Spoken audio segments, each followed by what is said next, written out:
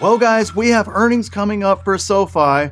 But before we even get there, before I can even get my preview out to you guys, my feed was just bombarded with SoFi 30x this, buy $5 of SoFi and be a millionaire in 2 years, and all kinds of other craziness like that. But of course, that means Wall Street is out there talking about it too, so we've got to cut through their mess and get down to the actual truth. Because in the end, guys, I don't want you guys coming into earnings with the wrong impression, the wrong ideas in your head, and not really understanding what's actually going on with Wall Street. Understand there's not really anything nefarious going on out there, maybe in YouTube land, but in regards to hedge funds and a lot of other folks like that, we all know you can't trust those guys at all. So let's break that down today. Just make sure you like the video if you like getting the truth without the hype, because that's what you're going to get today, guys. All right. So like I said, I got my SoFi earnings video coming out there. I've been working on it. That should be coming your way on Thursday. But I can't help it. Like I said, when you turn on your feed there, and I don't watch a lot of YouTube, I was actually checking another video that I had primed for my group. And all of a sudden, just it was like SoFi, SoFi, SoFi, SoFi. I mean, it was just like crazy. People I didn't even know talk about SoFi are now talking about SoFi. Hey, it is what it is, guys. It's YouTube land. I don't know what to tell you. You guys know right here on this channel, we've been talking about this stock since it got down under $10. So basically back in 2022, they're midway through it or so, we started talking about SoFi as, hey, we need to start picking up the stock. And then we really started talking about it. I mean, I was making a lot of videos. I'm sorry if, some of you guys were upset at me at the time for it, but I couldn't help it. It was in the $4 and $5 range. It's like, hey, buy this company, guys. It's a great, incredible company. And that was after the market started rallying back again in 2023. It was still down in that range. And I was saying, buy, buy, buy, buy. And of course, we've been telling you to buy ever since then. Finally went on a nice run here, finally getting some respect. But per the usual, Wall Street's caught on to the narrative that we're all over the stock too, as retail have been for a while if you've been watching this channel. And so here they are. They're out here again. So let's break that down and see what's true, what's not, and get you guys the truth right here before earnings. It's time for Under 30. Alex Coffey alongside Jenny Horn, now joined by George Tillis, senior markets correspondent for the Schwab Network, to discuss SoFi. We know this is a retail trading favorite, probably because so many of the up-and-coming generation uses these type of companies like SoFi for financial services and banking and maybe loans, but also lower price, volatile name here, George. Some news, though, on the corporate front. All right, so before he gets into that, yeah, they're absolutely right. SoFi is going to be one of the big players in the future here. Now, do I ever think the big legacy banks are going to go away? No, because of all the other kind of entities that they're involved with, all the other transactions, a lot of the commercial things. Obviously, they basically facilitate money movement among the world in a lot of cases. So, and they make a ton of money on that. Of course, big investment banks and things of that nature. You need those big banks as well. So, and for years, they've actually been moving away from traditional banking as well. And if you listen to the bank earnings calls, which I do because I own JP Morgan and Goldman Sachs and a few others, but if you listen to Jamie Dimon talk, they say we need other banks to facilitate and to help out with a lot of the things we're not good at. That's why they didn't want to see those mid-tier banks start to fail en masse again. Now, do I think Jamie Dimon cares that the big dogs fail? No, because he'll scoop up all their business. But in his mind, there's not a lot of money to be made on that retail banking side because they can't tap into the market like SoFi has. They're not going to appeal, more importantly, like SoFi has.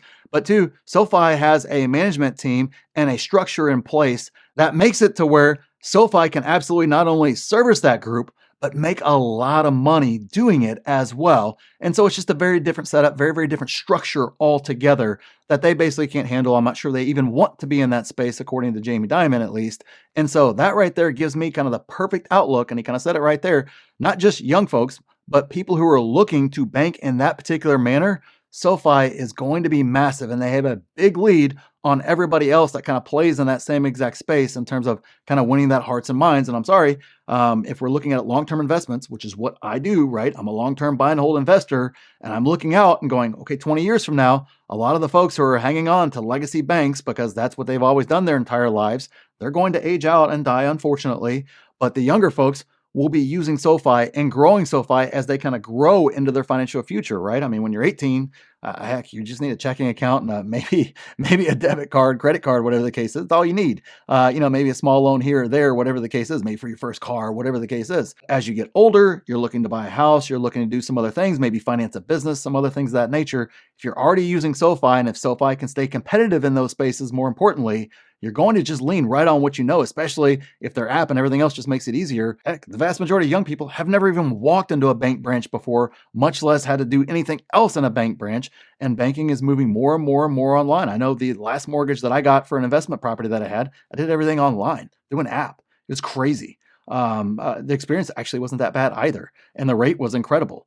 So do I think that's the future? Absolutely. And it looks like SoFi is at the forefront of that. So just kind of wanted to put that out there right there at the very beginning. We even got the Wall Street guys starting to lean into, well, they do have the younger crowd, and that is accelerating as they get older. Yeah, I mean, we talk about this one often, and I know it's a sort of a crowd favorite, and we talked about some of the good things and the bad things that have been going on with SoFi. First off, from a price standpoint, it's actually performed right in line with the S&P over the last few years. So for what it's worth, that's, I think, meaningful. Over the last year, it's been higher by quite a bit, particularly in the last 6 months. It's actually nearly doubled. So there's something going on with the business, and I suggest I'll talk about that in just a sec. But the news... Clearly, typical Wall Street guy doesn't pay enough attention to know what's going on with the business. He sees some momentum, some other things kind of happening there. This is why Wall Street routinely is behind retail in regards to this. Now, of course, they have their games that they play that they trick us with. Absolutely. But this is why they're routinely behind us, because they have no real clue what's going on with SoFi right now. They just kind of say, oh, hey, stock price is moving. Better take a look there at that old SoFi. See what's going on there. Maybe it's got something happening. Typical stuff here from Wall Street. And I'm not telling you guys this to say we're better or that they're terrible or anything else of that nature, just so you understand sometimes where the narratives come from and where their mind is and how little attention they play, because they are looking for the next hot trade. He's not looking for the next great investment. They all talk about, oh, I want to find the next NVIDIA. I want to find the next this.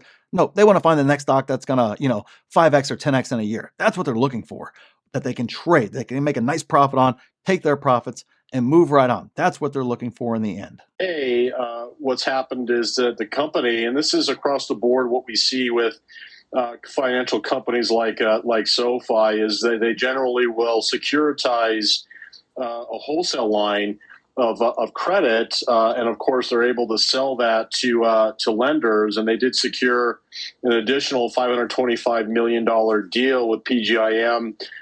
Fixed income business. This is a large wholesale institutional fixed income company. And what this basically does, it allows SoFi to have some predictability in essentially underwriting loans and actually finding an end market for those loans, so they can actually lock in profits. But at the same time, it's like a revolving line of credit where they can essentially securitize loans and then, of course, offload those loans to major asset institutions like PGIM. And this is actually very creative for this business. You see finance companies do this all the time. It's nothing unusual, but this also adds to... Now, right there, it was really, really key for you guys to clue in on what he said there. He said, basically, it's not unusual for finance companies.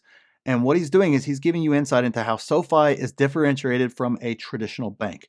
This is why I'm invested in SoFi versus some of the other smaller bank players out there that could have potential. I'm not saying that they don't, but one of the reasons why I've liked SoFi from the start, especially once they switched from a student loan provider, kind of into what it currently is right now, kind of trying to play that, hey, we're going to be a bank, but we're also going to be a fintech as well.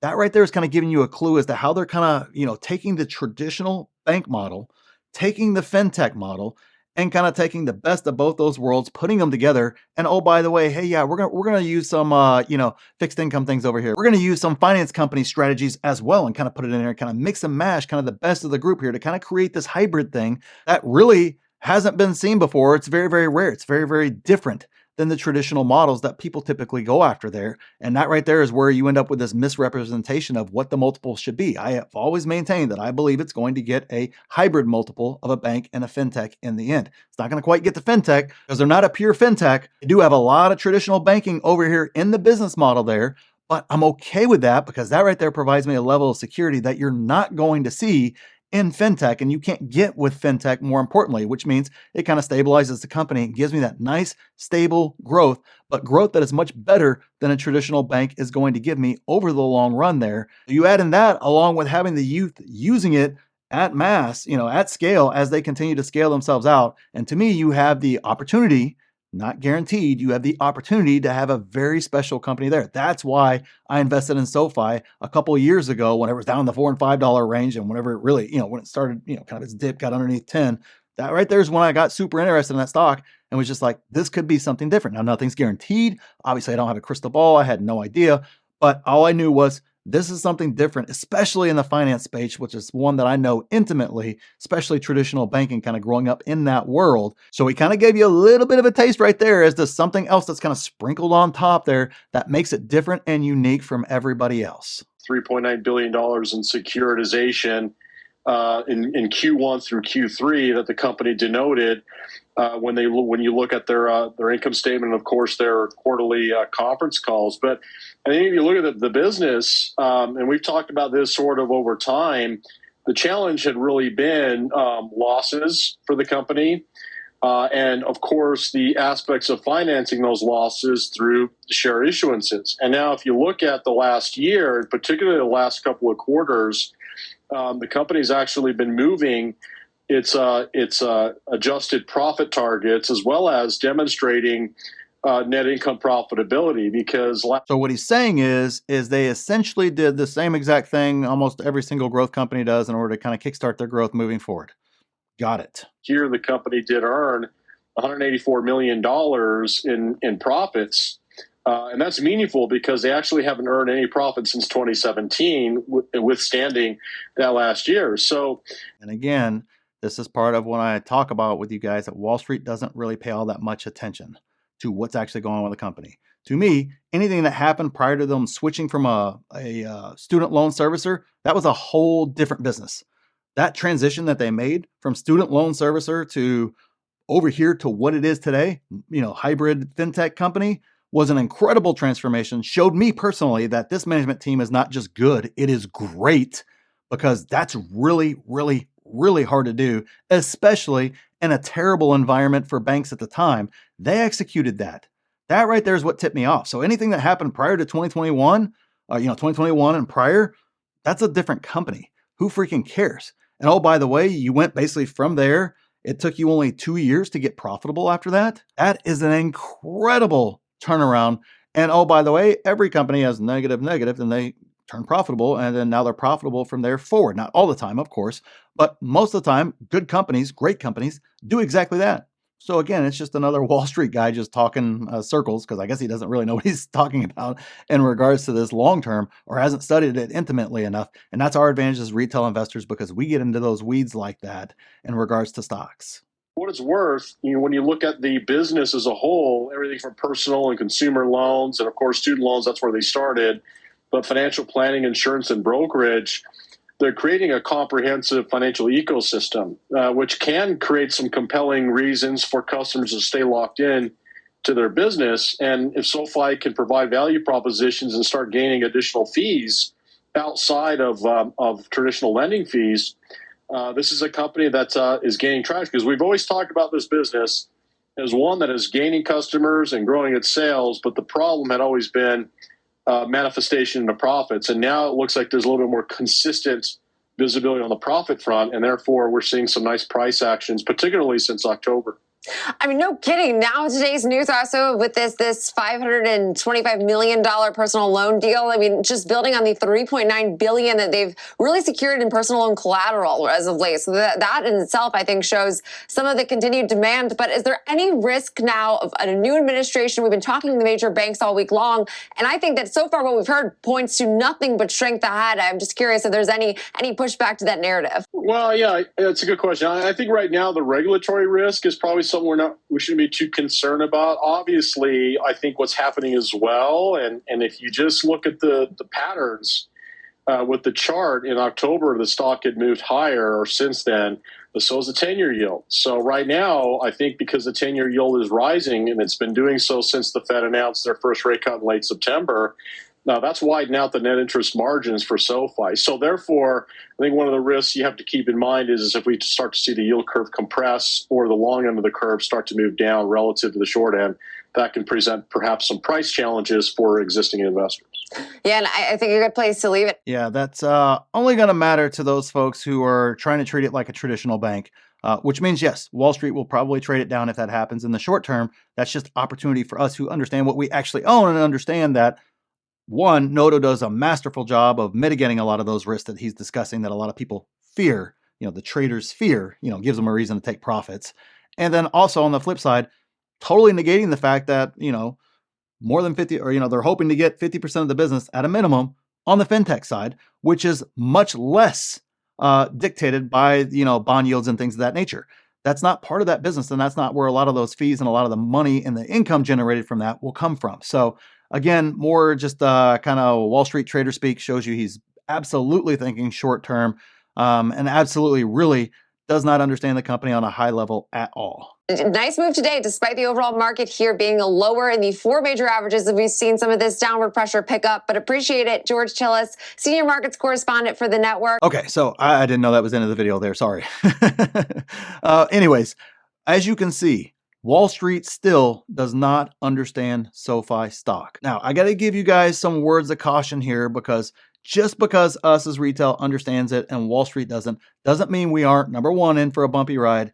And number two, because now all of a sudden, it seems like I said, my feed is covered full of SoFi stock and SoFi going here and there and all this other sort of stuff like that. We're going to start seeing the same exact ridiculous narratives and the same exact euphoria that tends to kill us as retail investors on the flip side of that, i.e. Wall Street doesn't understand it.